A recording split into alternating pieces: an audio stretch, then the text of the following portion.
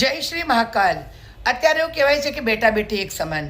અરે ભાઈ, દીકરીઓને ગમે તેટલું ભણાવી દો ને, પણ સાસરીએ જાય છે ને તો કેટલાય પરિવારો એવા છે કે દીકરીની કિંમત એક નોકરાણી જેટલી જ કરતા હોય છે. કઈ રીતે? કદાચ તમે શરત કરો કે મારી દીકરી નોકરી કરશે તો નોકરી તો કરવા દે, પણ એવું કહે કે તું આવીને મોડા જમવાનું બનાવજે, અમે નાસ્તો કરી લઈશું, તું આવીશ પછી જમીશું. અને જો દીકરી કહી દે કે હું કોઈ કામવાળા બહેન રાખું ઘરમાં, હું આવું ત્યાં સુધીમાં કામ થઈ જાય, તો કે છે તને એટલે નથી મોકલતા, ઘર માટે રૂપિયા કમાવા મોકલે છે. અને વહુ રોટલી કરતી હોય તો દિયર બહારથી આવે અને કહે કે ભાભી પાણી આપો, અને દિયરથી માટલું કેટલી દૂર હોય ખબર છે? અડધો ફૂટ દૂર.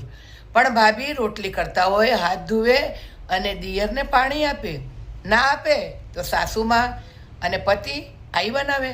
આવા પરિવારો પણ સમાજમાં આજે પણ જોવા મળે છે.